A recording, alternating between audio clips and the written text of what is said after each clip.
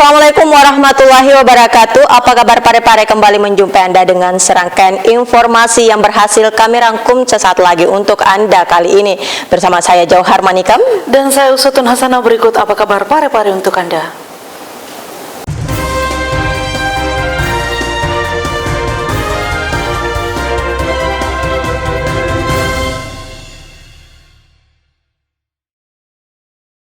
Pemirsa, informasi pertama terkait pemerintah Kota Parepare mempresentasikan keterbukaan informasi badan publik di ruang rapat DLH Kantor Gubernur Provinsi Sulawesi Selatan. Presentasi disampaikan langsung oleh Sekretaris Daerah Kota Parepare yang didampingi oleh PLT Kepala Dinas Kominfo Kota Parepare. Pemerintah Kota Parepare melalui Pejabat Pengelola Informasi dan Dokumentasi atau PPID Kota Parepare presentasikan monitoring dan evaluasi pemeringkatan keterbukaan informasi Badan Publik 2021 di ruang rapat DLH Kantor Gubernur Provinsi Sulawesi Selatan pada Senin 4 Oktober 2021. Presentasi disampaikan langsung oleh Sekretaris Daerah Kota Parepare Haji Iwan Asaat APMSI didampingi PLT Kepala Dinas Kominfo Kota Parepare Amarun Agung Hamka. Di Kota Parepare terkait dengan keterbukaan informasi publik berdasarkan Undang-Undang 14 tahun 2008 sebagai dasar hukum operasional pelaksanaan PPID di Kota Parepare, di samping adanya peraturan daerah nomor 7 tahun 2015 tentang keterbukaan informasi publik, juga telah ditindaklanjuti dengan peraturan Wali Kota Parepare nomor 45 tahun 2011 tentang organisasi dan tata kerja pejabat pengelola informasi dan dokumentasi di lingkungan pemerintah Kota Parepare. Dan di tahun 2019 sampai saat ini PPID telah dilengkapi dengan tempat desk untuk menerima informasi terkait dengan yang dibutuhkan oleh masyarakat, di mana pada Adapun tim penguji pada pemeringkatan keterbukaan informasi Badan Publik 2021, yakni Ketua Komisi Informasi Provinsi Sulawesi Selatan Pahir Alam bersama tim penguji lainnya diantaranya Beni Mansur, Hairul Mannan, Dr. Mulyadi, serta Fauziah Erwin. Sebelumnya pemerintah Kota Parepare pada pemeringkatan keterbukaan informasi Badan Publik tahun 2020 yang lalu meraih peringkat pertama, tahun 2019 meraih peringkat kedua, dan tahun 2018 berada pada peringkat keempat. PLT Kepala Dinas Kominfo Kota Parepare Amarun Agung Hamka berharap tahun ini Kota Parepare dapat mempertahankan peringkat pertama seperti yang dicapai pada tahun 2020 yang lalu. Sahril Sandi, TV Peduli mengabarkan. Pemirsa, operasi gabungan kembali digelar petugas gabungan di sejumlah hotel dan penginapan yang ada di Kota Parepare. Dalam operasi ini petugas mengamankan sepasang warga sipil yang bukan suami istri. Data Semen Polisi Militer 14.2 Parepare bersama Propam Polres Parepare dan Satpol PP Kota Parepare melaksanakan razia gabungan di hotel dan penginapan yang ada di wilayah Kota Parepare. Operasi gabungan ini dilakukan untuk menyasar para anggota TNI yang melanggar norma-norma prajurit dengan tujuan untuk mencegah terjadinya pelanggaran terhadap anggota TNI saat bertugas di wilayah Kota Parepare. Meski demikian, dalam operasi ini petugas gabungan menemukan warga sipil yang bukan pasangan suami istri. Selanjutnya mereka yang ditemukan sekamar dalam penginapan ini diserahkan langsung ke Satpol PP Kota Parepare untuk selanjutnya dilakukan pendataan.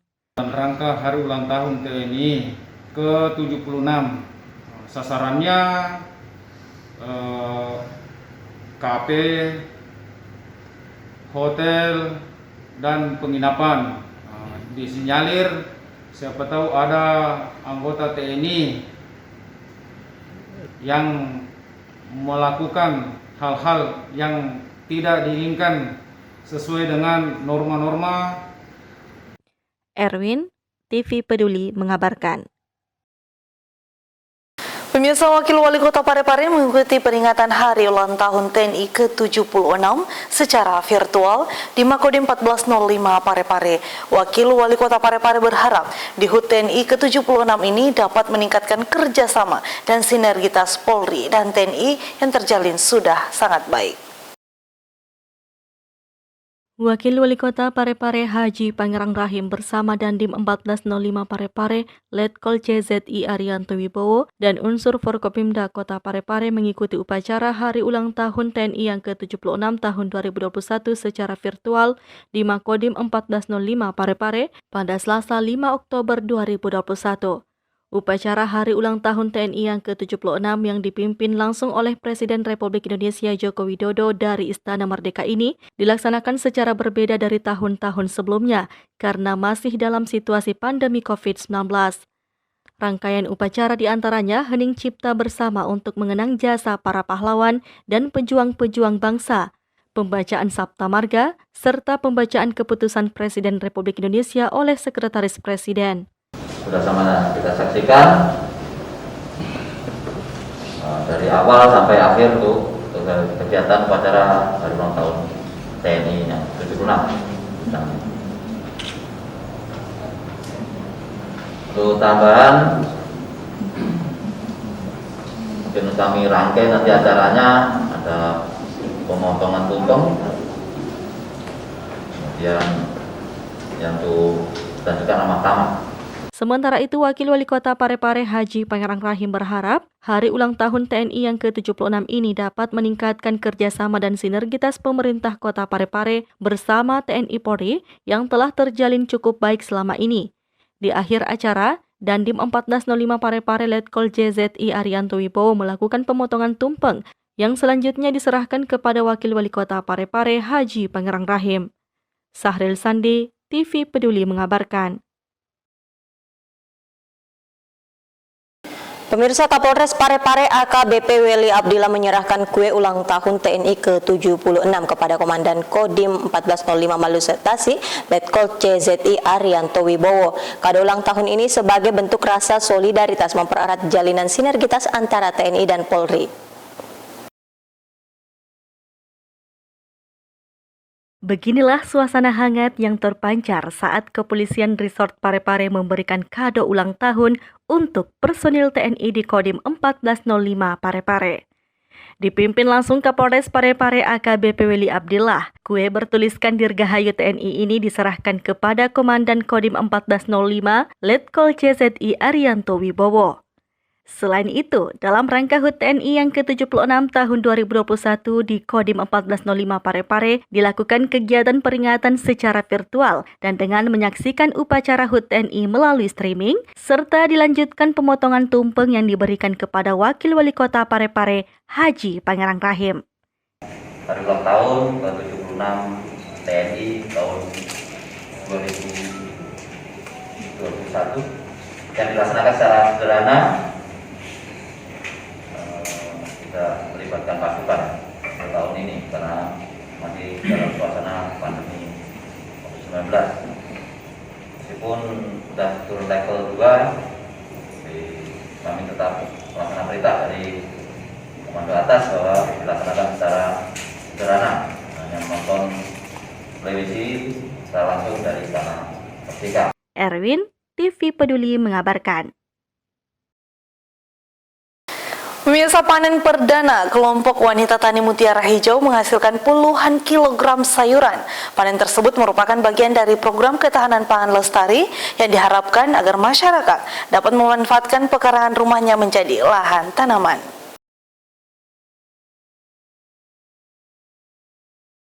Tanaman kelompok wanita tani atau KWT Mutiara Hijau akhirnya panen. Ada puluhan kilogram kangkung yang dihasilkan pada panen perdana yang dilakukan Kepala Dinas Ketahanan Pangan didampingi unsur pemerintah Kecamatan Bacukiki Barat juga anggota KWT di Jalan Andi Sapada, Kelurahan Sumpang Minangai pada Selasa 5 Oktober 2021.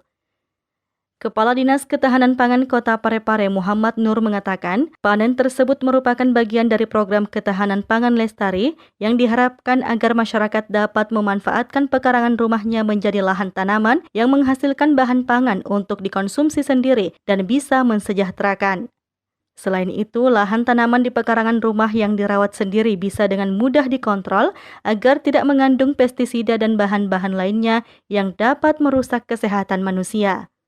Hasil panen sayuran dapat dinikmati warga khususnya ibu-ibu yang tergabung dalam KWT sebagai motivasi dan edukasi menggerakkan aksi menanam dalam pekarangan rumah masing-masing. Bagaimana masyarakat dapat membudidayakan tanaman untuk mengkonsumsi sendiri. Dan adapun misalnya kelebihan dari dikonsumsi bisa dijual untuk meningkatkan kesejahteraan masyarakat itu sendiri. Diketahui selain KWT Mutiara Hijau, juga ada sebanyak 8 titik tanaman dalam pekarangan rumah yang dibina langsung oleh Dinas Ketahanan Pangan Kota Parepare. Nur Fadila Wahid, TV Peduli mengabarkan. Pemirsa, sebagai bukti telah mengikuti program vaksinasi, Kelurahan Lumpue berupaya memaksimalkan pembagian kartu vaksin bagi warganya. Untuk mengambil kartu vaksin, Anda cukup membawa fotokopi KTP.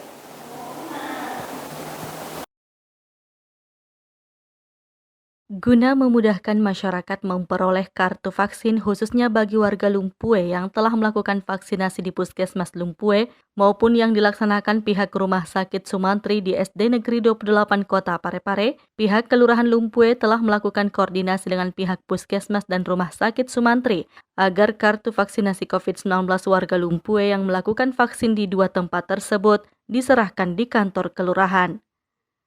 Lurah Lumpue yang ditemui di ruangannya pada Senin kemarin mengatakan warga yang ingin mengambil kartu vaksin cukup membawa fotokopi KTP. Siswandi Dwi Saputra menambahkan, selain memudahkan warga, penyerahan kartu vaksin di kantor kelurahan ini juga sebagai upaya sinkronisasi data pihak kelurahan terhadap warga Lumpue yang telah melakukan vaksinasi COVID-19. Tujuannya itu untuk mempermudah warga yang telah melaksanakan vaksin di Puskesmas Lumpue, sehingga warga tidak perlu lagi ke Puskesmas, bisa warga langsung saya ke kantor Kelurahan Lumpue untuk mengambil surat vaksin dengan membawa fotokopi KTP. Sri Ayu, TV Peduli mengabarkan.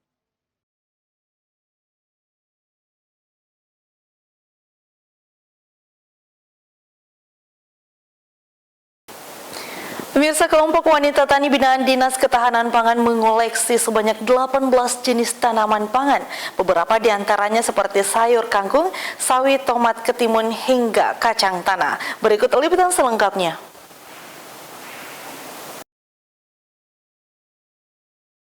Kelompok wanita tani atau KWT Mutiara Hijau komitmen untuk membudidayakan tanaman pangan.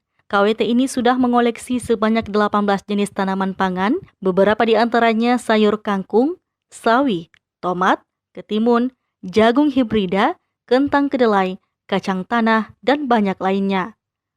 Pembina KWT Mutiara Hijau Adriani Kholik mengatakan, sebanyak 30 anggota KWT pecinta tanaman telah diberikan penyuluhan terkait perawatan tanaman pangan dan diharapkan edukasi tersebut dapat diaplikasikan di rumah masing-masing. Manfaatkan pekarangan, dan ini kami harapkan bukan hanya untuk anggota kelompok saja, tetapi masyarakat sekitarnya. Ini terbukti bahwa bibit-bibit yang sudah ada di rumah bibit tersebut kami juga bagikan, dan sudah ada beberapa teman atau ada beberapa warga yang meminta kemudian ditanam di rumah masing-masing, dan ini tentu jelas edukasi yang baik sekali. Dan itu kami lihat dari beberapa orang misalnya yang melintas di sini, dia bisa langsung singgah karena barangkali lihat dia dulu ini gersang, sekarang sudah hijau. Sedangkan Ketua KWT Mutiara Hijau Madina mengatakan, tidak sulit untuk bisa membuat tanaman pangan dalam pekarangan rumah. Prosesnya pun cukup mudah, yakni mulai dari penyemaian dalam rumah bibit, lalu memindahkan ke polybag untuk menunggu hasil panen. Proses penanamannya itu mulai dari kita menyemai di demprot seperti itu. Terus setelah itu dibiarkan selama 40 hari baru dipanen. Lain-lain. Kalau kangkung memang sekali ditanam sekali panen. Tidak kayak yang lain ditunggu ada yang berbuah seperti itu. Ada 18 jenis tanaman. Kendalanya tidak ada sih. Selama teman-teman ibu-ibu ikhlas untuk menjalani, ikhlas untuk merawat. Mungkin pada saat keluar nanti dananya akan diberikan per ibu-ibu itu yang kelompok 70-50 bag untuk dirawat di rumahnya. Ya, seperti itu. Nur Fadila Wahid, TV Peduli mengabarkan.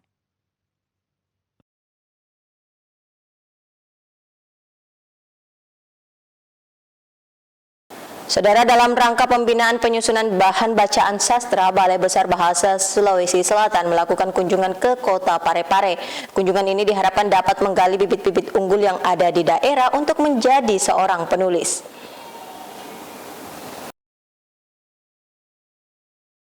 Balai Bahasa Provinsi Sulawesi Selatan baru-baru ini melakukan kunjungan ke sejumlah sekolah, kampus, dan komunitas literasi yang ada di Kota Parepare. Kunjungan tersebut dalam rangka melakukan pembinaan ke beberapa komunitas terkait dengan penyusunan bahan bacaan sastra. Hasil dari kunjungan tersebut nantinya akan dijadikan sebagai bahan pengembang bacaan sastra untuk menambah bacaan pelajar kelas 6 SD. Peneliti ahli muda Balai Bahasa Provinsi Sulawesi Selatan, Hasina Fajrin, usai melakukan kunjungan di SMP Negeri 2 Kota Parepare berharap melalui kunjungan tersebut bisa mengajak para penulis sastra yang ada di Kota Parepare untuk turut berpartisipasi, sebab buku tersebut nantinya akan diterbitkan dan akan menjadi kebanggaan bagi para penulis, apalagi penulis pemula. Nah kan ada tema-temanya tuh bacaan sastranya untuk kelas-kelas tertentu. Hasilnya itu nanti akan diterbitkan sebagai bahan bacaan, pemerkayaan bahan bacaan sastra untuk menambah bahan bacaan sastra khusus untuk anak-anak tertentu. Harap dengan kunjungan ini, pertama itu niat utamanya menyosialisasikan para penulis sastra yang ada di Kota Parepare. Kemudian kan ini sekaligus nanti bukunya diterbitkan, jadi adalah kebanggaan bagi para penulis, apalagi mungkin yang penulis pemula yang belum pernah tulis bukunya, itu nanti bukunya bisa tersosialisasi ke seluruh Indonesia. Hasina Fajrin menambahkan, pihaknya telah melakukan kunjungan ke sejumlah daerah di Sulawesi Selatan, 2 di antaranya Kota Parepare dan Kota Makassar, dan juga melakukan kunjungan serupa ke Sulawesi Barat, tepatnya di Polewali Mandar. Sri Ayu, TV Peduli mengabarkan.